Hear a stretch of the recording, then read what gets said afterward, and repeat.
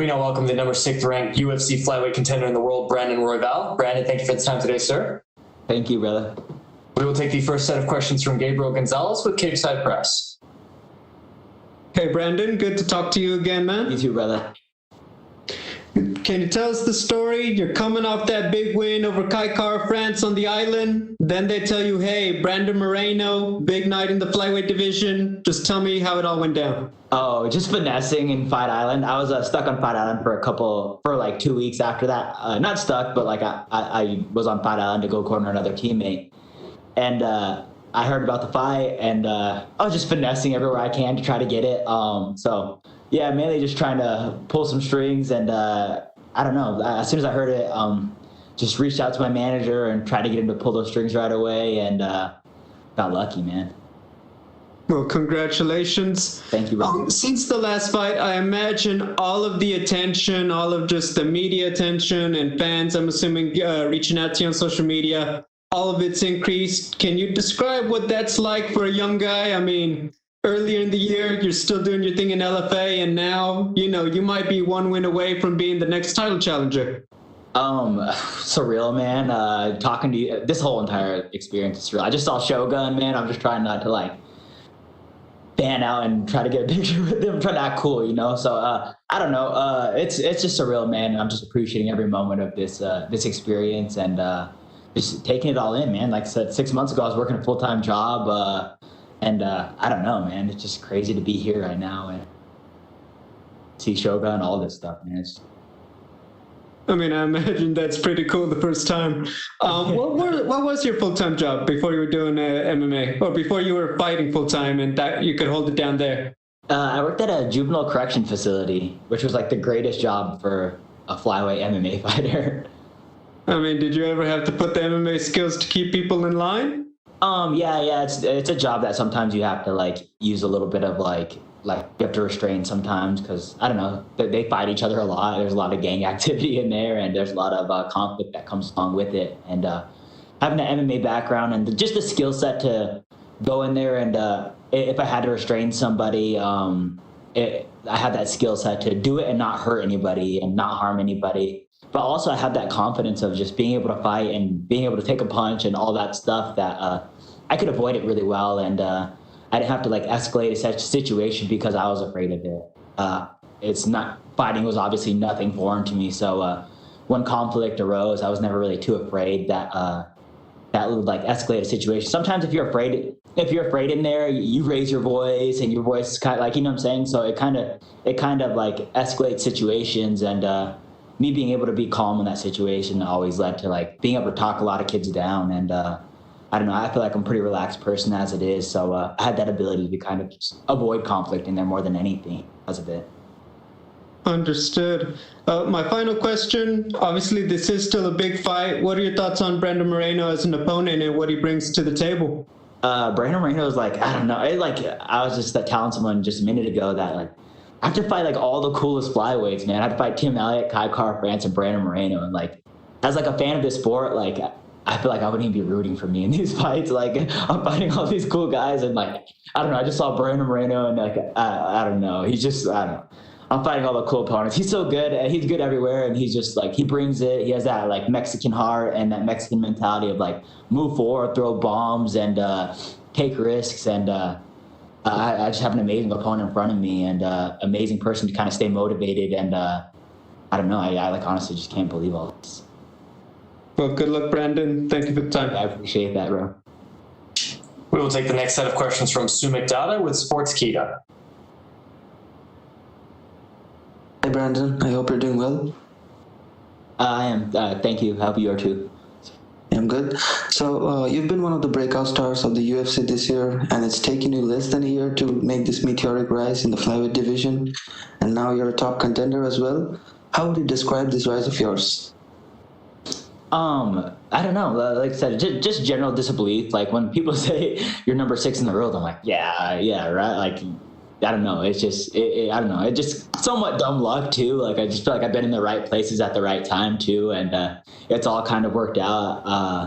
I feel like, I don't know. I was probably number 7, a couple weeks back. And I think someone got bumped down or whatever it is. So a little bit, I feels like luck and just right timing. And I don't know, man, just trying to accept the reality of all of what's going on. So after that last fight, that incredible fight on Fight Island against Kaitara France, stylistically, what do you think of this fight? You know, Brandon Moreno is obviously the number 2 ranked flyweight right now. And from your own perspective, what do you think he brings to the table as an opponent?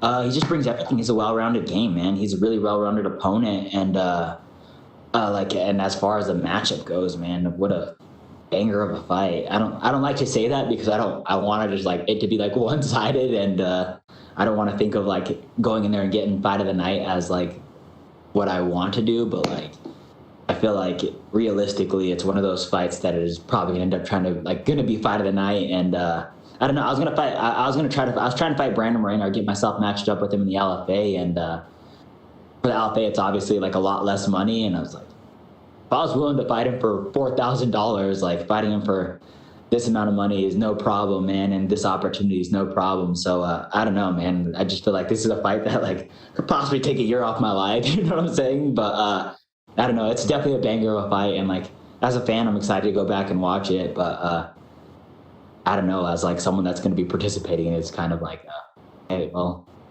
be wild for sure. So do you think a win this weekend puts you next in line for a title shot, or do you feel that you'll have to go through that someone who's ranked higher than you before you can, move on to the other? I'm not really sure. I think an impressive win could be the difference between that and not. Impressive performance would be the difference between that and not. But I don't know. I don't know if that's necessarily the route. I've only been in the UFC for 6 months, and I don't necessarily know if I think if Brandon Moreno beats me, that he gets a title shot next for sure. But I think I might need to earn my stripes a little bit more and kind of pave my path and make a little bit more of a name for myself before the title shots in the future. But hopefully that'd be great, right? Last question for me. So all your fights in the UFC have been submission finishes so far. How do you see yourself winning this one this weekend? I'm not sure. Brandon Moreno is not like an easy guy to finish, so I obviously want the finish, and I'm obviously chasing the finish, but definitely prepared to go 15 minutes in this one because I don't think he's going anywhere really. Not a guy that I can see tapping to anything, and he looks like he has a chin and a half on him, so I don't know, man. I definitely want to finish. I'm chasing the finish 100% of the time, no matter what happens, but I feel like Brandon Moreno is going to be the guy to mess up my finish percentage. Well, thank you for your time, and good luck for the fight this weekend. Thank you, brother. I appreciate it. We will take our next set of questions from Damon Martin with MMA Fighting. Hey, Brandon. When we did our first interview, it was before you were in the UFC, and at that point, there was a lot of discussion about, is the flyweight division even going to stick around? And you told me back then, you're like, it's kind of, I won't say frustrating, but kind of like scary that, you're working your way in and there may not be a division there. Now here we sit, a little over a year later, and you're the number 6 ranked guy, and we see a flyweight fight headlining a pay-per-view. How crazy is it to see how much the flyweight division has changed, just in this past year and a half, since it seemed like maybe it was going away, and now, headlining a pay-per-view? Yeah, for any UFC fans that are paying attention, flyweights are putting on the best shows out there. I think every flyweight fight that I can think of as far as like the last few fights we go, flyweights are putting on shows, and I feel like we're fighting like potentially to keep our job a little bit and potentially to keep us shining. But you see that a little bit. I think you see a little bit of urgency from the flyweights, and I don't know if it's just like who they have signed to the UFC compared to who they used to have signed to the UFC. But I don't know. I don't necessarily go out there to fight to go perform or whatever it is, or not to perform, but like to go impress and keep my job. But like, I don't know, I have a little bit of that mentality, and I feel like a lot of these new guys that are coming out here are finishers, man. They're scrappers, and they come here to get that job done, and it's great to see it, and it's great for all these fresh new blood coming in, these guys that are in there making the flyweight division exciting. There was this weird criticism for the longest time that the flyweights were, really fast and really skilled, but we didn't see as many, highlight reel finishes. And I think that's been dispelled a lot, since then. But obviously you're doing it. You've had a couple of crazy exciting fights and crazy exciting finishes. You look at the champion right now, demonstrative, go big or go home kind of guy. Do you feel like, guys like yourselves and the champion right now are really starting to kind of turn people's opinions around on this division? If maybe they said, well, flyweights are fast and flyweights are skilled, but flyweights aren't, they're not knocking people out. They're not finishing fights. And I think that's kind of been dispelled now lately.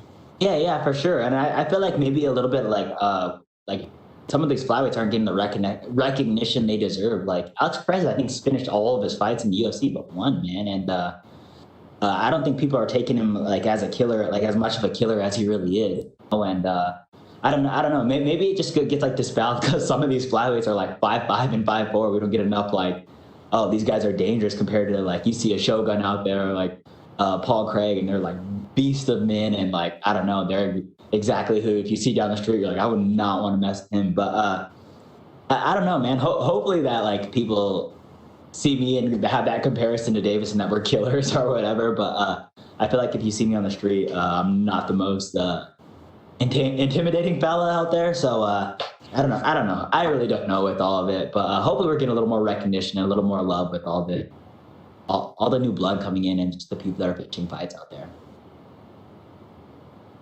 You mentioned, with a win, you're not guaranteeing yourself a title shot. You're going to kind of take it as it goes. But before this all came together, we know Cody Garbrandt was going to come down and fight for the title. And you heard, some rumblings. A lot of flyweights weren't happy about that. Guy coming down the division, not necessarily holding a title right now and kind of, jumping the line. I know he didn't take away your title shot or anything, but how did you feel about that? Because again, we're all kind of hearing that, when Cody's healthy, he's still going to get that title shot. Like, do you agree with that? Does it upset you as a guy who's in the division? How do you feel about that? Oh man, so before this Brandon Moreno fight came around, I was like, Cody Garbrandt's what's good for the division, man. All this and all that, and just like kind of excited about it. But then I'm like, well, if I beat Brandon Moreno, I think I'm next in line for the title shot. And then realizing Cody Garbrandt's going to get it, I'm like, well, he needs to earn his stripes. He needs to make flyweight. He needs to win a fight in the flyweight division. So I don't know. I'm being really hypocritical about the situation. Obviously, Cody Garbrandt brings a lot of hype, and flyweights need a lot of hype and a lot of love right now. And he's really what's good for the division. But I don't know. I flip-flopped real quick on that one. My perspective in mind on that.